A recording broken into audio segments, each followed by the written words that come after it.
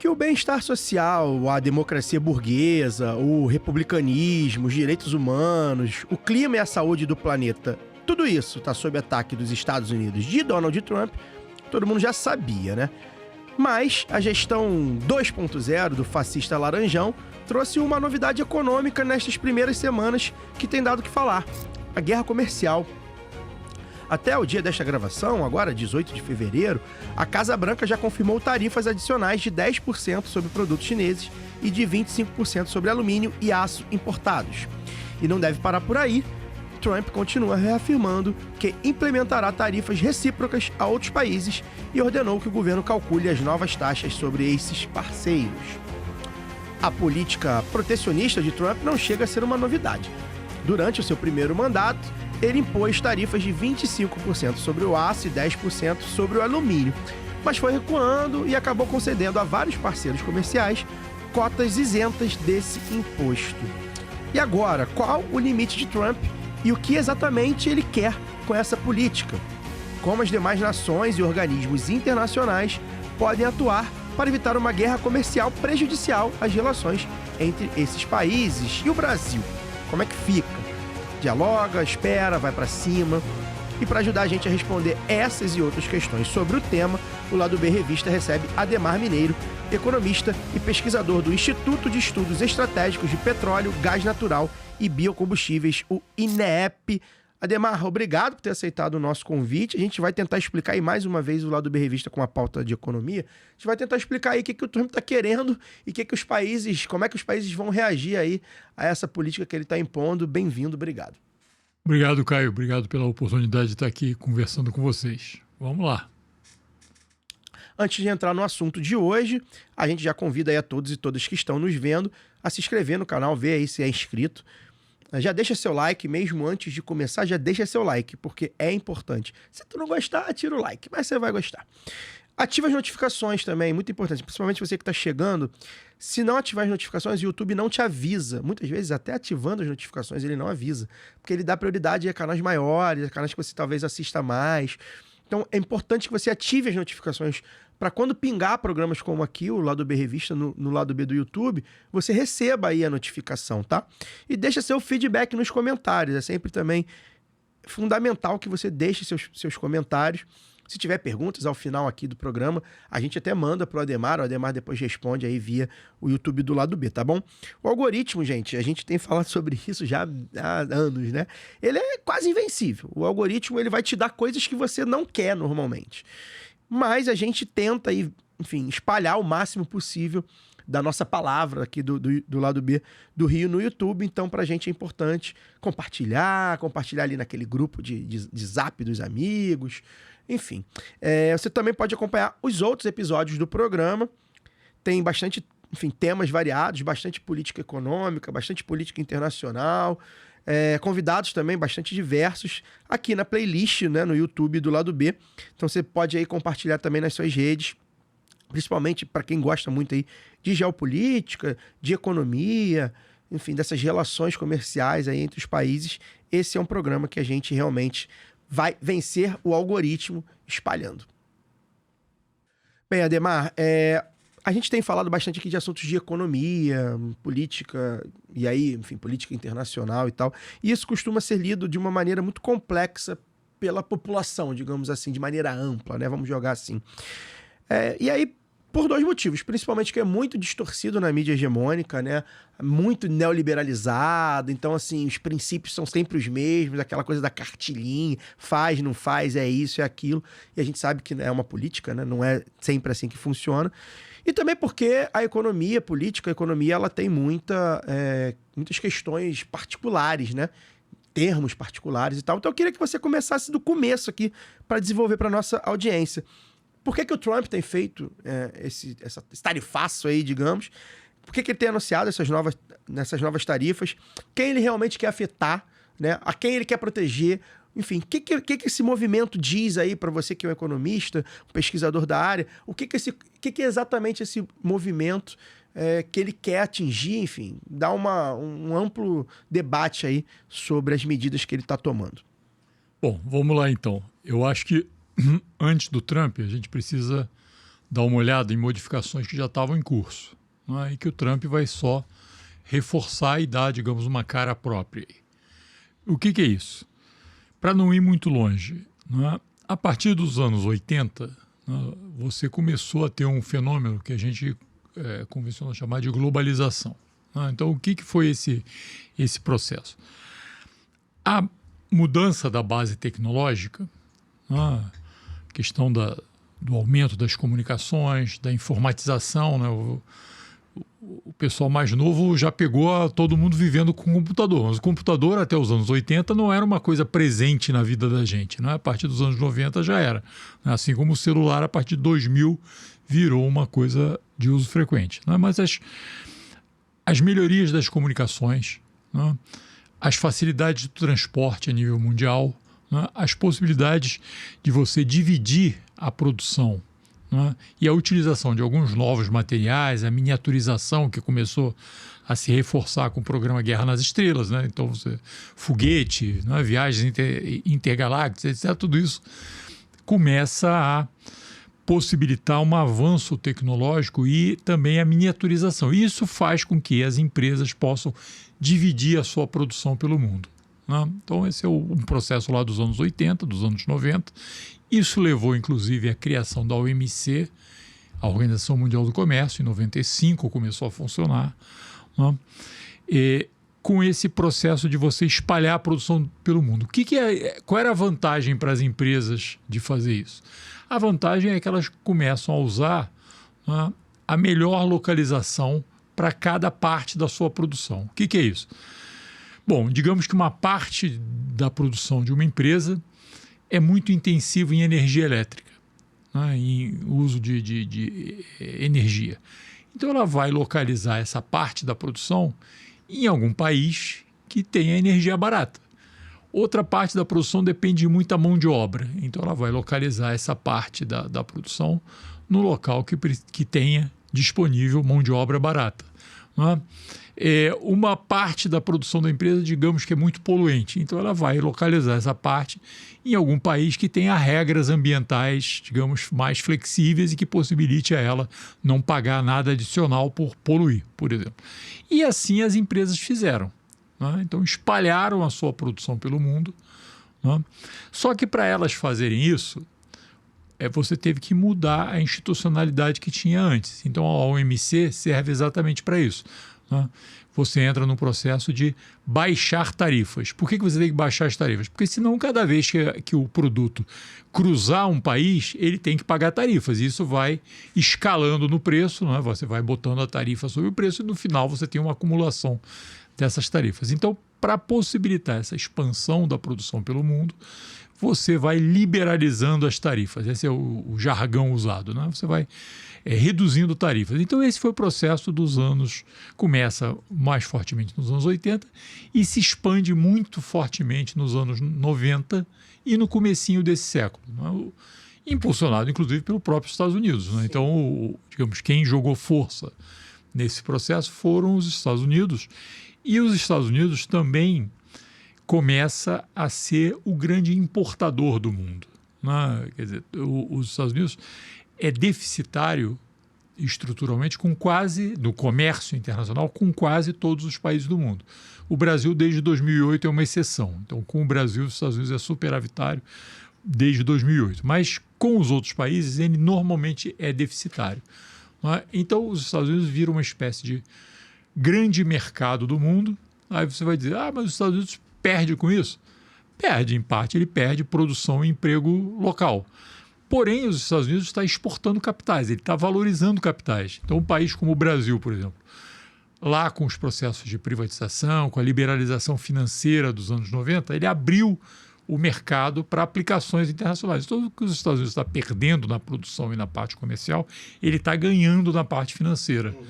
Aqueles capitais que desde os anos 70, com os petrodólares, etc., vão se acumulando no mercado financeiro, eles passam a circular e os Estados Unidos ganham muito com isso, né? E isso meio que compensa essa perda do lado industrial e comercial.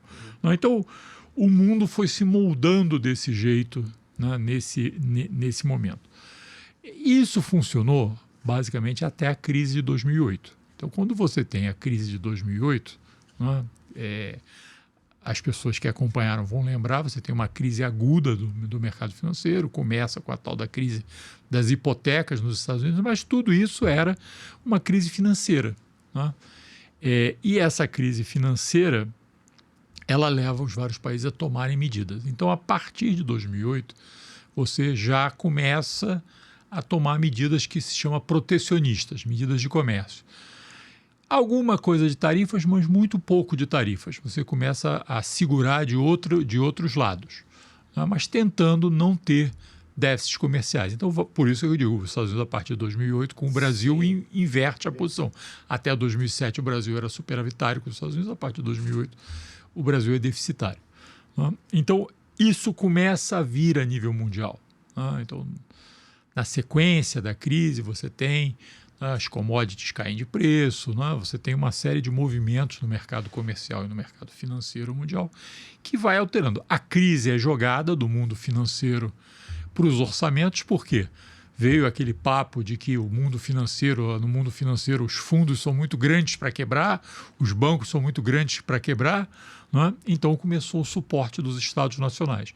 E o suporte dos Estados nacionais significa que você jogou para os orçamentos nacionais a crise que era uma crise financeira. Você não deixa quebrar as empresas, não deixa quebrar os fundos, mas você joga um grande peso em cima dos Estados nacionais, que aí tem que ir em cima dos seus pagadores de impostos locais, né? E aí começa também a ser uma certa... A famosa socialização dos prejuízos. Exatamente. E uma revolta das pessoas em terem que pagar prejuízos trilionários que tinham acontecido no mercado financeiro. Isso leva a essas modificações que vão ocorrendo. Então, já antes mesmo do Trump 1, já tinha esse movimento. Né? Já, nos Estados Unidos, com Obama, isso já acontece. Né? Por outro lado, nesse processo, no começo dos anos desse século, né, também se percebe que, pouco a pouco, se os Estados Unidos tinham virado o grande mercado do mundo, a China vai virando a fábrica do mundo. Porque ela tinha, digamos, capacidade de produzir muito barato. Tinha mão de obra qualificada, tinha energia barata, tinha minerais que era capaz de acessar em qualquer lugar do mundo, etc. Né? Tinha o trabalho muito barato, porque é uma outra sociedade, então uma sociedade que você, por exemplo, não precisa se preocupar em pagar a saúde, em pagar a educação, então sobra, digamos, os salários são mais reduzidos porque as pessoas não precisam desses componentes na sua vida cotidiana. Né? Então, a China vira a fábrica do mundo e essa é a contrapartida dos Estados Unidos virarem também o grande mercado do mundo. Então, o mundo começa a funcionar desse jeito. Né? Só que isso também entra em crise lá a partir de 2008. A China tenta radicalizar isso aí, lança lá a partir de 2012, 2013, o programa... a iniciativa Cinturão e Rota, que é uma política da China para se expandir pelo mundo. Ela quer garantir todas as suas fontes de abastecimento desses minerais, da energia. A China, na medida que foi crescendo, foi precisando importar mais e mais. E a China é uma importadora de produtos primários. O Brasil sabe disso. O Brasil exporta carne, exporta soja, exporta ferro, exporta petróleo, né? Tudo para a China. A China é o grande comprador desses produtos. E do outro lado, a China produz bens manufaturados. Né? Essa estruturação ela começa a ser questionada na segunda década desse nosso século. Né? Você começa a ter também novas mudanças tecnológicas. Né? Essas mudanças, e você tem uma série de questionamentos também. Quais questionamentos de que ordem? Ambientais, por exemplo. Fazer esse movimento, levar ferro para a China e trazer carro para cá, isso tem um custo energético grande. Quer dizer, os navios funcionam na base de óleo. Né? Então, essa difusão da produção pelo mundo, que não era colocado como um problema lá atrás... Sim, não tinha esse debate ainda. Né? Esse debate não era tão acirrado, né? Ele começa a ficar mais acirrado e lá com o Acordo de Paris, com essas questões do nível ambiental, vão ficando mais fortes os questionamentos. Por outro lado, a mudança tecnológica ela vai permitindo, por exemplo, uma impressora em 3 dimensões. Ela substitui muita mão de obra. Né? Então, vantagens que existiam antes de ter mão de obra barata podem ser alteradas. E aí você vai também mudando essas formas de produzir. Além disso, na sequência você teve a pandemia. Lá em 2020 você teve a pandemia. E o que a pandemia sinalizou? Que medidas tomadas de proteção sanitária em algum país, a China, por exemplo, chegava e parava tudo. E aí parava tudo, e esse encadeamento mundial que existia parava. Teve lá, o pessoal chamou de crise dos containers. O que era a crise dos containers? Chegava um monte de navios na China, descarregavam, mas não carregavam porque não tinha produzido nada, que as cidades estavam paradas, as fábricas estavam paradas, etc. Então, digamos, essa questão sanitária, ela sinalizou. E com a guerra na Ucrânia, ficou mais grave ainda, porque aí, digamos, os países eles começam a se alinhar, de alguma forma, não só com a questão de onde é mais barato produzir, mas com uma questão geopolítica importante. Quem é o meu amigo? Com quem que eu posso contar? E aí, cada vez mais, você vai vendo que os fluxos de comércio eles vão se concentrando regionalmente. Então, você olha para os Estados Unidos, você vê, os principais parceiros são México e Canadá. Mesmo quando você olhar para a China, que produz para o mundo inteiro, Coreia, Japão e aqueles países pequenininhos do sudeste da Ásia são os principais parceiros da China. E a Europa, ela em si já é integrada. E era integrada com a Rússia, que corta com a guerra na Ucrânia. Então começa a faltar o gás. E isso é um motivo importante da crise na Europa, Sim. porque o gás era um elemento essencial para fechar a equação, digamos, do ponto de vista do fornecimento de energia na Europa. Então a Europa entra em crise muito grave com essa guerra da Ucrânia, não por conta da Ucrânia especificamente, embora a Ucrânia fosse também um fornecedor de produtos agrícolas, de minerais para o conjunto da Europa. Mas a interrupção do gás russo ela foi importante. Voltamos ao Trump. Então, dado esse quadro mais estrutural, o Trump, quando assume no primeiro mandato, ele já coloca uma ênfase que com o Obama já existia, mas era meio escondida, da questão da polarização entre Estados Unidos e China. Então, ele já coloca explicitamente, olha, temos um problema com a China, temos um confronto com a China, um confronto pela hegemonia na economia internacional, e vamos comprar essa briga. Então, já naquela altura, o Trump coloca isso, que, na verdade, como eu falei, começou com Obama e mesmo o Trump tendo perdido a eleição, continuou com o Biden. O Biden, na verdade, de novo, ele não fala isso explicitamente, mas você vê pelas medidas adotadas que são medidas de confronto com a China, inclusive os mega investimentos previstos lá pelo Biden, que foram trilionários também, que foram a base do seu governo para reconstruir a economia dos Estados Unidos. Também essa questão do que o comércio vai se concentrando com México e Canadá. Então, por exemplo, o México, que lá atrás tinha firmado o tal do NAFTA, a área de livre comércio da América do Norte, com os Estados Unidos, a revisão do NAFTA cai exatamente no governo Trump. É feito um acordo de revisão. Esse acordo ele é substancialmente diferente do que você tinha antes. Muda, inclusive, o nome do acordo. E o México vai ganhando importância para os Estados Unidos porque são estimuladas as empresas americanas que operavam na China com base em mão de obra barata a voltarem para o México, porque era mais perto, porque geopoliticamente era mais tranquilo delas estarem produzindo ali na fronteira. Então, o México, por exemplo, tem um novo surto de industrialização na fronteira. Já tinha tido lá atrás, mas com o crescimento da China isso perdeu muita importância e volta a acontecer nesse período mais recente.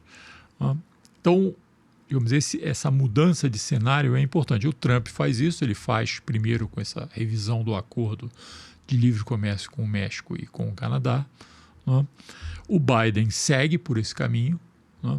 E quando volta o Trump, ele questiona o próprio acordo que ele tinha feito lá atrás. Ele diz, não, aquilo não é suficiente. Eu vou acirrar porque eu não quero que as empresas fiquem do outro lado da fronteira. Eu quero que elas venham para dentro da fronteira. Então, o objetivo dessa questão tarifária é que você dificulte o acesso ao seu mercado a partir de outros países. Para isso servem as tarifas. As tarifas servem para você se defender. Então, quando você olha a história do mundo desde lá de trás, do capitalismo, da produção capitalista, a forma que os países têm para se industrializar, o Brasil usou muito isso, é ter tarifas que obriguem as empresas, mesmo que sejam empresas internacionais. Então, isso não é necessariamente um nacionalismo. No caso do Brasil, as empresas internacionais podem chegar. Chegam. O próprio Trump está falando isso. As siderúrgicas querem fornecer aço para os Estados Unidos e instalem-se nos Estados Unidos. Aqui vai ser zero, né? Instalem-se aqui dentro dos Estados Unidos. Então, o movimento que ele está fazendo, um pouco é esse. É o movimento de você tentar jogar para dentro dos Estados Unidos essas empresas produtoras, essas empresas industriais, que foram saindo dos Estados Unidos e você foi perdendo esses empregos industriais. E qual é a importância da indústria? A importância da indústria, em qualquer momento, é que a indústria ela é o maior gerador e o maior difusor de progresso técnico. Então, é a partir da indústria que você faz isso. Se você vai perdendo esse elan industrial, isso já aconteceu muitas vezes na história da humanidade. Esse é o primeiro momento para você perder a hegemonia. Por quê? Porque lá com a Inglaterra aconteceu isso no passado. Quando você perde a sua capacidade produtiva, você fica dependente de outros. E o mundo financeiro é a acumulação de uma riqueza fictícia. Pois é. Então, a Inglaterra ficou acumulando riqueza financeira. Até hoje a City, que chama, o Centro Financeiro de Londres, é um centro importante a nível mundial, mas a Inglaterra hoje não representa nada no cenário internacional. Mesmo dentro da Europa, ela é o 5º ou 6º país em importância. Os Estados Unidos ficou um pouco com medo que isso acontecesse com os Estados Unidos. Então, eu acho que a política do Trump, que também é importante dizer, lhe dá votos dentro dos Estados Unidos. Eu ia até comentar isso, né? Há toda uma insatisfação daquela área que é uma área muito industrializada dos Estados Unidos, né? Que deu muito voto ao Trump, que acabou tendo muito desemprego nos últimos anos, né? Então tem uma questão política eleitoral envolvida, né? Isso mesmo. O que durante muito tempo foi chamado de cinturão industrial dos Estados Unidos, de uns tempos para cá vinha sendo chamado de cinturão da ferrugem. Ou seja, as fábricas estavam acabando. Né? Tem o caso clássico de Detroit, nos Estados Unidos, que era um centro produtor de automóveis. Cidade fantasma. Que de repente virou uma cidade fantasma e tentou ir para a área de tecnologia, para a área financeira, para tentar segurar a barra. Mas, digamos, o que tinha de potência industrial e de base importante da indústria automobilística foi perdendo. Né? Então, essa reação do Trump de trazer as empresas para dentro dos Estados Unidos, ela também tem essa conexão importante do ponto de vista da política e de tomar, inclusive, 2 democratas que tradicionalmente têm essa base sindical, né? E tem essa base sindical produtiva, né? Tomar esses votos que foram importantes nas últimas eleições. O Trump, é bom a gente dizer, ele ganhou em toda essa área, que é uma área de produção. Ele perdeu fundamentalmente alguns estados do Nordeste dos Estados Unidos, que tradicionalmente são democráticos, mas, digamos, do ponto de vista econômico, é importante Nova York, e perdeu na Califórnia, né, que aí já é outro tipo de economia, né, com muita coisa baseada em novas tecnologias. Né. Mas esse meio tal do cinturão industrial e a área agrícola, que ele já tinha os votos, o meio dos Estados Unidos, ele ganhou tudo. Aquele miolão ali, ele levou. Então, digamos, esse movimento não é só um movimento econômico, porque a economia nunca anda sozinha. Mas sempre é bom a gente lembrar, né? Quando a gente fala de política econômica, é bom a gente lembrar que política é o substantivo, econômico é o adjetivo. Isso. Então, esse movimento que ele faz também é um movimento que ele já fez antes, extremamente político para garantir esses votos, né, que são fundamentais, além dos malucos que ele já tem lá, né, radicais de todos os tipos, né, mas ele ganha uma base de sustentação importante para ganhar as eleições. Ele radicaliza um discurso e é o que a gente tem falado, a gente no lado B do Rio fala bastante sobre isso, né, mobiliza a base dele, ou seja, ele prometeu aquilo, ele fez aquilo, ele cumpriu aquilo, ele dobrou a aposta naquilo, né, é a política que ele tem feito, né, desde que assumiu, enfim, muito antes. Então também vem dessa linhagem aí da narrativa, até porque ele fala, depois ele fala, não, vamos ver, vamos negociar, né, porque tem toda uma negociação, a gente vai falar sobre isso.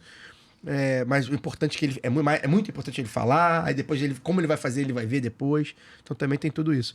Sobre economia política, a gente tem um apresentador aqui do lado B do Rio, do nosso podcast, que é o Daniel Soares, que é economista. Ele costuma lembrar sempre que a cadeira é economia política, né? É bom a gente lembrar que na economia não é sozinha, não é conta de matemática, né? Ademar, vamos lá. Excelente a linha histórica, inclusive necessária para entender, né? E aí a gente está falando agora de uma medida, voltamos aqui para 2025, de uma medida que vai impactar diretamente no comércio global, né? Vai impactar diretamente aí na dinâmica do comércio global, vai ser diferente do que era aí nas últimas décadas, ou tende a ser, né? Se os Estados Unidos mantiver essas medidas. E aí a gente tem aí os parceiros, a comunidade internacional. Adoro essa expressão. Você já falou do Canadá e do México como parceiros estratégicos, inclusive geograficamente. E é curioso porque o Trump compra briga política com os dois, quer tornar o Canadá um estado, quer dizer, né? Não quer, né? Quer a narrativa do Canadá como um estado dos Estados Unidos. Tem uma briga política com o México, inclusive porque a atual presidente do México é uma mulher de esquerda, uma política de esquerda e tal. Então vai ter esses conflitos, né? Públicos, né? E aí, entre outros, né? Queria que você comentasse também, né?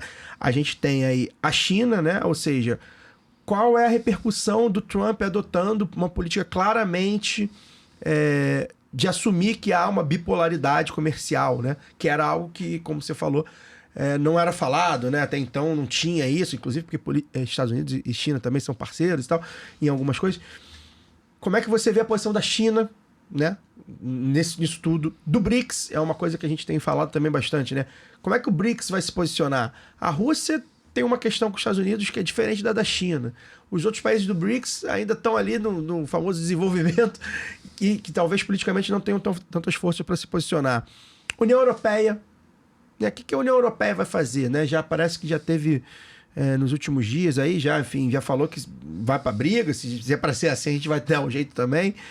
Mas a gente sabe também o enfraquecimento da União Europeia, inclusive com radicais da extrema-direita, né, assumindo poder, esse discurso muito vivo. E, ao mesmo tempo, um lugar que está se fechando, né, a União Europeia, a Europa está se fechando novamente. O lance de imigração e tudo mais também tem as mesmas questões que o Trump defende lá nos Estados Unidos. Enfim, isso vai impactar, né? Isso está impactando nessa dinâmica global. E aí eu queria que você analisasse, assim, como é que você vê as ações até agora, os discursos, né? Talvez tenha mais discurso do que ação até agora. Desses players do mercado, né? União Europeia, China, BRICS, Canadá, México. Se você acha que vai indicar uma resistência, uma negociação, né? Como o México tentou fazer. Não, vamos negociar, vamos ver o que dá para fazer. Você acha que pode ter uma escalada global? A China, o que a China vai fazer? O que você acha que a China vai fazer? E também queria que você falasse, além desses outros polos, aí, outros players econômicos, como é que você avalia também o papel da OMC, né? O papel dos organismos internacionais que estão ali, de repente, tentando dar alguma regulamentação para isso. Como é que você avalia? Porque é isso, o Trump me parece, aí uma análise política, me parece que o Trump volta mais forte ainda, né, nesse 2.0 dele, e disposto a comprar brigas econômicas que talvez ele não tenha comprado da mesma forma no primeiro mandato. Como é que você acha que vai ser a resposta da comunidade internacional a essa guerra tarifária aí do Trump? Olha só, bom, a primeira coisa é que o Trump de fato volta mais forte, né? Então ele está mais forte por quê? Da outra vez, ele ganhou a eleição no sistema eleitoral americano, que é o sistema do voto indireto, né? A Constituição dos Hillary teve mais votos que a Hillary teve mais votos. Dessa vez não, dessa vez ele teve mais votos. Bastante. Ele teve mais votos, ganhou em quase todos os estados, né? No colégio eleitoral foi uma lavada, né? Além disso, ele conseguiu maioria nas duas casas, na Câmara e no Senado. Ele não tinha isso na primeira vez, acho que tinha maioria na Câmara e não tinha no Senado, né?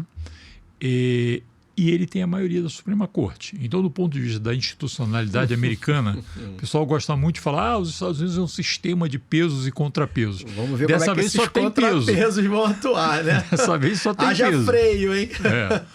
Então, o Trump hoje ele está digamos, com a faca e o queijo na mão, até que ele consiga fazer inimigos suficientes para mudar esse cenário. Hoje ele tem, digamos, todo o cacife para conduzir a política dos Estados Unidos sem muitos freios. Esse é o primeiro ponto, né? O segundo ponto é que, digamos, uma expressão disso vai ser que no âmbito internacional ele vai adotar o que ele efetivamente pensa. E o que ele efetivamente pensa é que os Estados Unidos, pelo poder que tem que ter relações bilaterais com cada um. Então essa história de relações multilaterais, de ONU, de OMC, de Banco Mundial e FMI, ele não está muito disposto a fazer esse joguinho, né, que é um jogo que tem um custo, né, que tem um custo diplomático, e que você é desautorizado, e você tem que negociar, ele não vai fazer isso. Tete. Exatamente. Ele vai, como ele tem feito até agora, solta as propostas mais malucas, viu?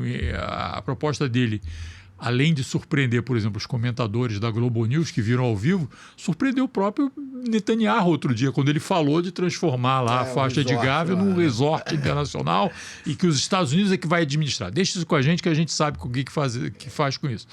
Então esse é o jeito dele.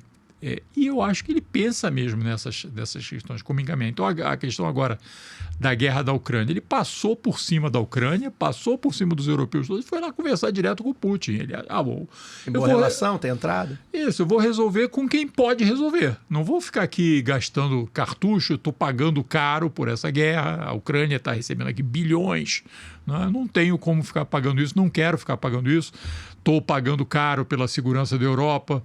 A OTAN custa caro e os Estados Unidos estão bancando quase tudo. Então, os europeus têm que, ou eles botam dinheiro, ou também essa brincadeira vai parar. Quer dizer, mesmo a OTAN, que é um instrumento poderoso do ponto de vista da segurança, mesmo isso ele vai lá e questiona, e o vice dele vai em reunião sobre segurança e vai falar de política e fortalece os partidos de extrema-direita, que são minoritários nos vários países da Europa, que estão disputando com alguns líderes na Europa nesse momento. Então, a declaração foi muito política, né, do ponto de vista dos Estados Unidos. Né? Mas, a segundo ponto, já que você perguntou da OMC, esse mundo multilateral ele perde relevância. Então, os Estados Unidos, já desde o Obama, não tinham... O pessoal costuma dizer que a OMC é importante pelo seguinte, porque ela tem regras, ela constrói regras, né? Mas a diplomacia costuma dizer que ela tem dentes. Por que ela tem dentes? Porque se você não cumprir as regras, ela tem como te impor perdas. Isso, sanções, né? Sanções, etc. Então, para isso, ela tem um órgão, né, que é um órgão de solução de controvérsias. É uma espécie de tribunal, né, onde o Brasil, inclusive, já ganhou em relação aos Estados Unidos lá, na questão do subsídio ao algodão. Então, os Estados Unidos teve que pagar ao Brasil porque tinha subsidiado a produção de algodão dos Estados Unidos. O Brasil e vários outros países, né? Mas quem teve à frente desse processo foi o próprio Brasil. Então, já desde o Obama, a OMC, o órgão de solução de controvérsia, está incompleto, porque os Estados Unidos não indicam as pessoas que têm que indicar para lá. O Trump já não indicou mesmo, então hoje em dia os dentes caíram da OMC.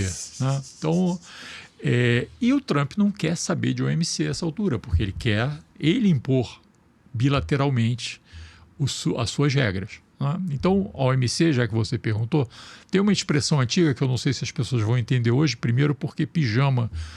Pouca gente usa pijama e porque também, digamos, lua de mel perdeu essa relevância toda que tinha no passado. Mas no passado as pessoas diziam, né, usavam uma expressão que era mais esquecido que pijama em lua de mel. Né? Então, isso, está largado lá em cima da cadeira. A OMC está nessa situação hoje. Né? Ela está mais esquecida que pijama em lua de mel. Ou seja, ninguém está lembrando da OMC, a OMC está lá, seu belo castelo na beira do lago, lá em Genebra, mas perdeu relevância. Né? Todas aquelas discussões que antes todo mundo acompanhava, as reuniões do OMC, né?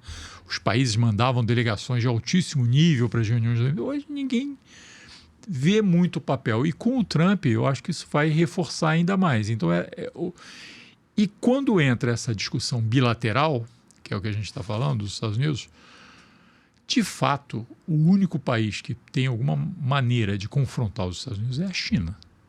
Todos os outros vão, se a discussão for bilateral, eles eles vão ter que recuar. O famoso negociar com o patrão, né? É a versão internacional do negociar com o patrão. Negociar com os Estados Unidos, realmente. Pois é, você vai negociar com alguém que é muito maior, tem essa base financeira importante, né? Tem a base militar importante, que tem todas as formas de pressionar. Não é à toa. Todo mundo que ameaçou engrossar no discurso, o Petro, o presidente da Colômbia, né? Quando veio a crise lá dos deportados, ele ameaçou engrossar, diferente do Brasil que ficou meio, não, a gente tem aqui alguns acordos, vamos pelo menos cumprir os acordos, que é tirar as correntes do pessoal antes de chegar, tal. Bom, o Petro da Colômbia tentou endurecer o discurso. Imediatamente veio a questão tarifária, né? E os Estados Unidos é o principal comprador de café colombiano, né? Então, eu imagino que os produtores de café dizem, calma, baixa a bola um pouquinho aí, não dá para engrossar com o nosso principal comprador, né? Então, isso vai valer para todo mundo, talvez menos a China, né? E o Trump tem essa política, né, já que você também tinha perguntado isso, que é o que eu chamo de política da corda esticada na diplomacia, né? Então vocês tensionam ao máximo para ver até que ponto o outro lado vai, né? E onde é que ele vai dizer, não, daqui chegou, daqui não passo mais. Então ele tem feito isso com todo mundo. O esquema de negociação dele é exatamente isso. Com quem ele não pode fazer isso? Com a China, de novo, né? Porque a China não só tem força para segurar essa corda, como ele não sabe qual vai ser a reação, né? Então, enquanto os outros países, ele mais ou menos imagina qual vai ser a reação, que no final das contas vai ser de recuo, mesmo o bloco europeu, né? Então esse é um primeiro movimento dele, esse movimento de tensionar ao limite, que é a coisa do... O Trump, ele é o quê na origem dele? Ele é um cara que trabalha com imóveis, compra e venda de imóveis. Não é essa a função dele como empresário? A vida dele toda ele fez isso. Então é aquele cara. Você já deve ter... Todo mundo que tentou comprar um imóvel sabe como é que funciona isso, né? O cara chega e diz, não, daqui não vou mais abaixar, então acabou a negociação, não sei o que. Aí você diz, tá bom, vou procurar outro lugar. 3 dias depois o cara diz, vem cá, já comprou? Olha só, o cara lá que está vendendo mudou a condição, então agora já posso te fazer uma oferta. É isso, ele vai tensionar para ver até que lado o outro ponto pode chegar, né? Então é isso que ele tem feito. Então essa é uma primeira questão que é importante tomar em consideração no Trump. Ele vai fazer essa política da corda esticada, tem feito isso por todos os lados, solta as propostas mais absurdas da Groenlândia. Comprar a Groenlândia. Estatizar o Canadá. Estatizar não, né? Comprar o Canadá. Ele não precisa comprar a Groenlândia. O que ele quer, de fato, é que os chineses não explorem. Hoje os chineses estão explorando terras raras na Groenlândia. E cada vez vai se explorar mais, porque com a subida da temperatura, as geleiras da Groenlândia vão diminuindo, aparece mais terra, aparece mais possibilidade de produção. Então, o que ele quer de lá? Terras raras, em um primeiro momento. E na medida que o mar for desgelando lá ao norte, poder passar com os navios por lá, que é o que hoje já a Rússia tem feito, a China tem feito, etc. Ele não quer comprar a Groenlândia. Pode até fazer essa coisa se tivesse um governo que quisesse vender. Não está venda, né? Pois como é que vai se tivesse um governo que quisesse vender, né, podia comprar. Os Estados Unidos comprou parte muito do território. México, por exemplo. Comprou o Alasca da Rússia. Já acho que, se eu não me engano, já no século XX. Né? Então, isso não é estranho para os Estados Unidos. Mas, evidentemente, que a Dinamarca não quer vender a Groenlândia. No fundo, ele está dizendo o seguinte, e a Dinamarca é parte da União Europeia. Então, ele está dizendo, olha, eu estou querendo comprar um território da União Europeia. Esse território é da União Proposta hostil, né? Fez a proposta hostil. Uma proposta agressiva e hostil. Não está vendendo? Como é que está... Exatamente. Né? Mas ele vai fazer esse tipo de coisa. Né? Mas ele depende também de uma série de questões. Né? Depende dos países. Então, por exemplo, entre o Canadá, ele está comprando uma briga com o Canadá. É claro que o Canadá depende muito do mercado dos Estados Unidos. Né? Porém, O Canadá tem vários recursos também que estão ali à disposição dos Estados Unidos, petróleo, gás, tal. Mas o Canadá tem um recurso que é caro para os Estados Unidos, que é água. Né? A água é um bem estratégico. Né? Os Estados Unidos cada vez mais... Os Estados Unidos tem, se não me engano, um grande aquífero, que é na parte central dos Estados Unidos, mas que já está muito comprometido, inclusive, com a coisa da produção agrícola dos Estados Unidos. Então, os Estados Unidos precisam de água. E o Canadá tem água. Então, o Canadá tem um recurso que os Estados Unidos precisam. Vai ser cada vez mais água, vai ser cada vez mais um bem... Exatamente. Então, se ele quiser negociar, o problema é que isso vai significar para o Canadá uma crise de curto prazo, que vai perder o seu principal mercado. Então, cada um vai fazer a sua conta. A outra questão é que o Trump vai dividir os países. Ele já mostrou isso na América Latina, então ele escolheu inimigos a dedo. Ele não foi direto em cima da Colômbia. Ele foi na Colômbia porque o Petro reagiu. Mas ele foi primeiro em cima do Panamá, que é um país pequenininho, que usa o dólar como moeda nacional, portanto já tem uma dependência grande em relação aos Estados Unidos. O canal. Tem o canal tem toda uma história, foi administrado durante muito tempo pelos Estados Unidos. Né? Então, ele escolheu um parceiro ali para começar a briga. Em relação ao México, ele engrossou, mas também recuou. Foi uma política de morde e assopra, porque ele sabe que o México tem alguma coisa que vai ter que negociar também. Né? Mas ele tenta dividir. Na Europa ele está fazendo isso. Né? Ele tenta dividir os blocos com quem ele está negociando. No BRICS ele está fazendo isso. Né?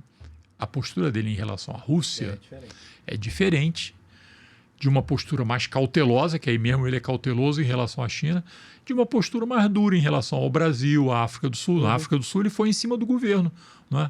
Dizendo que está desapropriando as terras dos brancos sul-africanos. O racismo é reverso, né? Exatamente. Então, alguns países ele joga pesado, né? Outros ele não joga tão pesado assim, e outros ele assopra muito mais do que morde, que é o que está fazendo em relação à Rússia.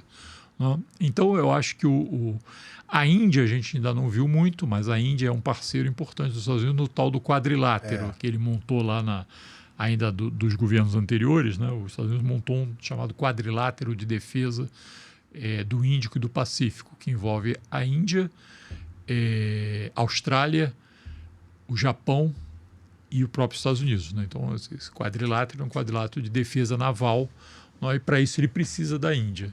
Né? Ele sabe disso, a Índia é um país importante, a Índia é um grande importador de petróleo russo, para ele pode ser um problema, não é?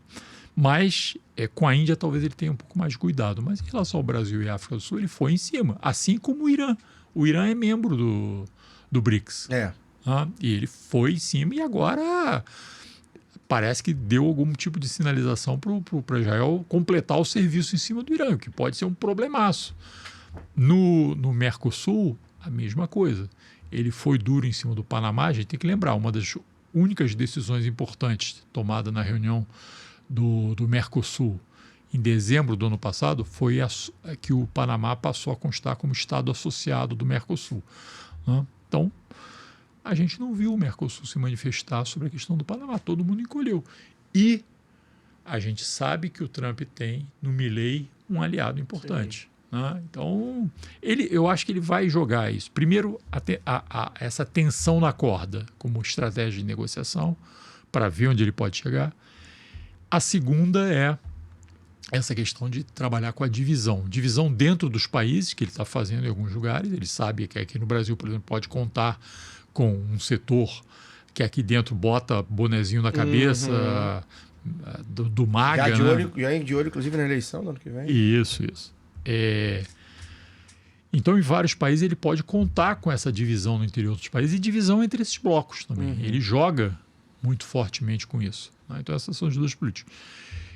E a única coisa, o único que ele tem algum receio, e aí vai com mais cuidado, é exatamente em relação à China. Porque, para quem conhece pôquer, com todo mundo ele pode blefar e o outro lado não vai ter como pagar.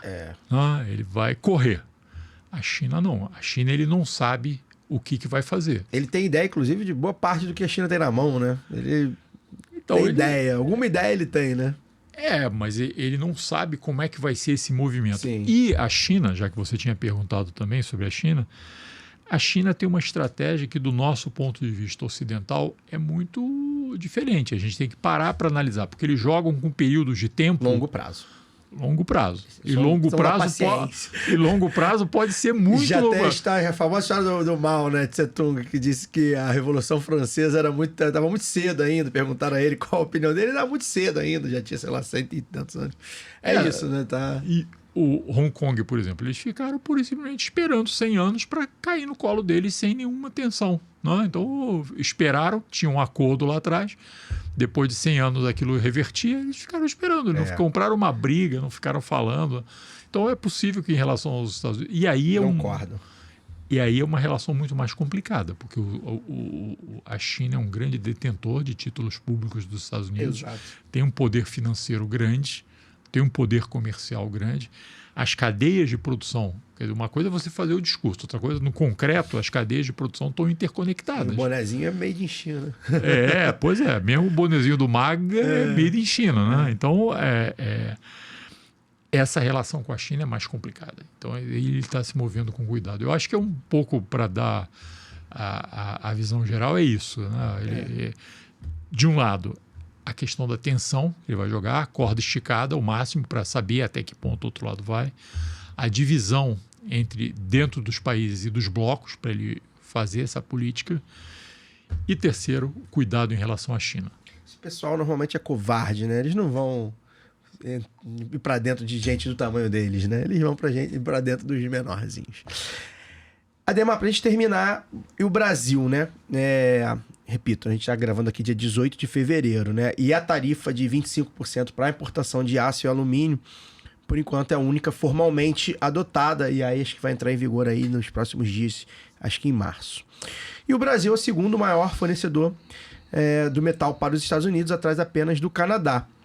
E aí, como é que você avalia o impacto dessa medida para a indústria brasileira, né? Como é que você avalia isso?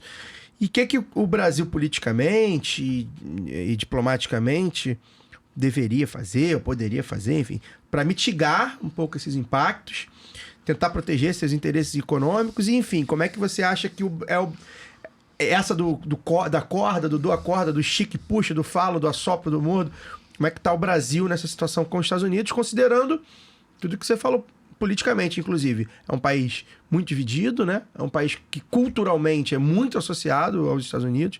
A gente, lamentavelmente, é muito quintal dos Estados Unidos em termos culturais, da própria mídia, é um negócio que a gente sempre fala aqui, né? Dificilmente você vê alguém falar alguma coisa que a Casa Branca não avalize, né? Como é que você vê? Mas, ao mesmo tempo, o Lula é um cara que é diplomático, é um cara que sabe comprar, sabe, pelo menos historicamente, né, nas gestões anteriores, sempre soube contornar, sempre soube ser amigo de todo mundo e mais amigo de um, mais amigo de outro quando precisava. Como é que você avalia esse impacto no Brasil? Como é que o Brasil vai poder, enfim, sair disso ou dialogar, enfim? Olha, de fato, ele deve levar adiante essas medidas, né? O Brasil até agora está tentando negociar, vários outros estão tentando fazer isso, né? Mas se de fato ele quer, o que a gente falou na primeira parte, né? Que ele quer garantir politicamente esse cinturão de votos nos Estados Unidos, né? A questão do pessoal da produção de aço, né? Da produção de automóveis, etc., toda essa base metal-mecânica que estava se dissolvendo nos Estados Unidos, se ele quer tocar isso adiante, ele vai ter que tomar as medidas. Né? Então, você vai tentar negociar, mas, de fato, essas medidas vão ser tomadas em algum momento. Podem ser um pouco amenizadas. Né? No primeiro governo dele, foram. Né? Agora era uma outra situação. Agora pode haver problemas. E aí os problemas vão ser de duas naturezas. Né? Primeiro, você perde o acesso ao mercado dos Estados Unidos de aço, mas não é só isso. Como isso está atingindo uma série de países, inclusive a China, é provável que o Brasil passe a ser um mercado potencial desses outros caras que estão sendo atingidos. Ou seja, corre o risco de, digamos, os chineses começarem a colocar aço barato aqui. Então, aí você vai ter que ver o que você faz, porque se defender da China, que é o nosso principal mercado hoje, né, boa parte das exportações brasileiras vão para a China, né, de vários produtos. A gente falou aqui de alguns produtos de commodities, né, commodities minerais energéticas, como ferro e petróleo, commodities agrícolas, como soja, carnes e geral, mas aviões também, né? Então tem um bem industrial que está aí nesse jogo também. Então, digamos, endurecer com a China nessa área do ferro, por exemplo, pode significar que a capacidade de retalhar deles é grande. Então, aí você já compraria duas brigas grandes ao mesmo tempo. Então, não sei como é que a diplomacia comercial brasileira vai agir nesse caso. O que você poderia fazer, o que te defende de fato, é acelerar o crescimento econômico interno, porque aí você, digamos, contrapõe o mercado interno ao que você está perdendo no mercado internacional. Eu acho que vários países vão começar a fazer isso, né? Ou seja, se você tem uma guerra comercial no cenário internacional, né, quem pode vai jogar peso nessa guerra, dar subsídios, dar créditos para exportação, etc., para poder confrontar. Nem todo mundo vai poder fazer isso, nem todo mundo tem recursos. Então, a outra forma que você tem é ativar o mercado interno. O Brasil tem muita coisa. Bom, ferro e aço você faz para desenvolver infraestrutura. O Brasil precisa de infraestrutura. Habitação, transporte, energia, o saneamento, tudo isso precisa fortemente de desenvolvimento de infraestrutura e demanda aço e demanda ferro. Então, a forma que você teria...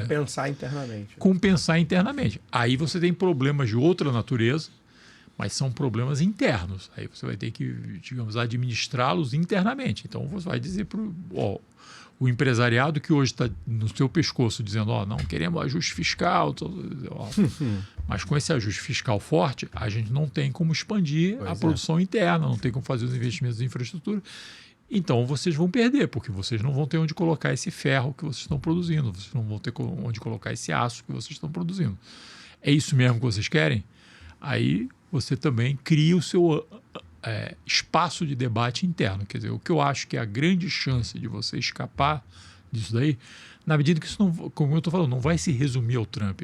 Quando o Trump começa, e o Trump, os Estados Unidos é um grandão... É efeito dominó, né? Exatamente. Ele vai impor um padrão de negociação que vai começar só se o mundo inteiro chegar a se isolar se os Estados Unidos não. Então vamos esquecer que, como fizeram na COP, na questão de climática. Lá atrás, quando o Trump saiu, não conta com eles, vamos ver aqui como é que nós andamos sem eles. Mas no comércio, nas finanças, é muito diferente. O dólar é a moeda do mundo, né? Isso. O peso dos Estados Unidos, como eu falei, foi durante muito tempo o grande mercado do mundo, né? Então, é difícil que todo mundo... Então, cada um vai tomar a sua medida. E uma medida compensatória importante é essa, de crescer internamente. Todo mundo vai... O Brasil tem muito espaço para isso, né? Isso. Então, eu acho que essa é a discussão, em parte, que você vai ter que fazer. Quer dizer, a grande forma de você contrabalançar isso, em última instância, é o mercado doméstico, é expandir o mercado. O que a China fez a partir da crise de 2008, qual foi a reação chinesa? Expandir investimento em infraestrutura. Vamos botar... Lá o trem, subir um viaduto, bala chinês, viaduto, um prédio que tem uma praça, 200 prédios. Eles foram crescendo para onde dava, né? Isso, expandir internamente e aí você gera uma taxa de crescimento que compensa o que acontece no mercado internacional. Então eu acho que essa é a grande possibilidade. A outra seria, que é muito mais complicada, num quadro como esse, sentar todo mundo e dizer, bom, vamos então montar um sistema multilateral de comércio sem os Estados Unidos. Mas eu acho difícil fazer isso, porque pelo peso que tem os Estados Unidos, que é o principal parceiro de vários dos países. E a questão cultural também, né? Como eu coloquei aqui na introdução da pergunta, né? É muito difícil você isolar os Estados Unidos quando a gente tem aqui para o Ocidente, principalmente para a América Latina como um todo, não é só o Brasil, né? Colômbia é assim, a Argentina, você tem um monte de país que olha os Estados Unidos como um exemplo de tudo, né? De vida, de estilo de vida, American Way of Life, de tudo. Então é difícil, até culturalmente, né? Não só comercialmente, só pelo dólar posto na mesa, mas também culturalmente, que eles fizeram com a gente no último século, né? A gente tá meio sem saída, tipo, como é que faz? Tem um pessoal que diz, né, que a classe empresarial brasileira, mesmo o agronegócio, que é tão dependente da China, eles têm o bolso conectado a Pequim, mas a cabeça conectada a Miami. Então, como é que... A Argentina está se mexendo com essa contradição há um tempão, né? Porque eles ficam lá Contra a China. berrando contra a China, mas dependem da China. Então, como é que você se mexe, né? E, de novo, a estratégia da China não é confrontar, é esperar. A estratégia da China é esperar. Então, vamos esperar. É isso. É a longa trajetória, longa estrada da China. Ademar, muito obrigado. Um aulão, cara. Foi muito bom mesmo o papo. Acho que com certeza o pessoal de casa gostou. A gente deu um apanhado aí, a linha de tempo, linha histórica. Foi muito bom. Acho que a gente sai daqui mais ou menos entendendo um pouco mais do que se espera, né? A gente vai ter coisa ainda aí. Quando for ordem, talvez já tenha coisa, porque o cara é bravateiro pra cacete, o tal do Trump. Mas acho que serviu muito pra gente esclarecer um pouco dos pontos. Agradeço a sua presença. Deixa seu recado final. Valeu mesmo. Então, eu acho que as pessoas vão ter que seguir acompanhando, né? A gente vai ter novidades, como você falou, a gente está falando aqui no dia 18, provavelmente até o Carnaval a gente vai ter mais novidades, né? A gente está num processo no Brasil em que o Trump ele pode contar com, vamos chamar uma expressão antiga, quinta colunas aqui dentro, né? Pessoas que falaram que é importante. Mesmo os Estados Unidos dizendo que o Brasil não tem relevância nenhuma para ele, o que também não é verdade, mas enfim, foi a frase do Trump. Não, eles dependem muito mais de mim, eu não dependo nada deles. Né? Mesmo ele falando isso, ainda teve gente defendendo, né? Que essa questão de você... O que é bom para os Estados Unidos é bom para o Brasil, né? Que é uma velha frase aí da diplomacia. Né? Então, eu acho que a gente vai ter que seguir acompanhando. Né? A gente vai ter novidades esse tempo todo. Essas medidas tarifárias, por exemplo, elas estão para entrar em vigor agora em 1º de março. Né? Então, já daqui no meio do Carnaval aqui no Brasil, elas vão entrar em vigência. Né? Então, é bom as pessoas acompanharem, verem. A gente vai ter muita novidade ainda. Certamente o assunto aqui não se esgota, mas o lado B Revista se propõe a ser um início, né? Uma introdução aí no assunto. E eu acho que a gente cumpriu de maneira brilhante essa ideia. Lembrar que o Lado B Revista é uma parceria com o escritório Normando Rodrigues Advogados, a quem a gente agradece pela parceria aí mais um ano, como a gente falou, né? Renovado aí, pelo menos até o meio do ano vai ter Lado B Revista. Se você curtiu, e eu tenho certeza que você curtiu, deixa seu like, deixa seu comentário. Se tiver alguma pergunta, de repente querer entender algum outro conceito que foi falado aqui, alguma outra questão que foi falada mais en passant aqui, deixa seu comentário, a gente passa para o Ademar responde, a gente coloca aqui no YouTube também. Um feedback, o que vocês acharam, enfim, deixa aí também, de repente alguém tem alguma outra opinião sobre alguma outra coisa, coloque aí nos comentários, é bom, a gente quer alimentar o bom debate, claro, sempre. E compartilhar, né? Você que tem grupo, tem uma galera aí de economista, grupo de economista que ouve a gente, que vê a gente, compartilha lá nos grupos, enfim, nas redes sociais é importante, mostra lá que tá vendo, que gostou, enfim, o boca a boca pra gente é muito importante, né? Nós somos pequenos, então a gente não quer conquistar milhões de pessoas, pra gente cada pessoa que dá o clique aqui, que dá o play aqui, que você que está nos assistindo, que gosta, que sempre vê, consegue convencer de vir ver o programa, pra gente já é uma conquista. E a gente volta até na próxima, enfim, no próximo mês vai ter mais um programa, a gente não sabe ainda quando, mas a gente com certeza volta para mais um Lado B Revista. Valeu, até lá.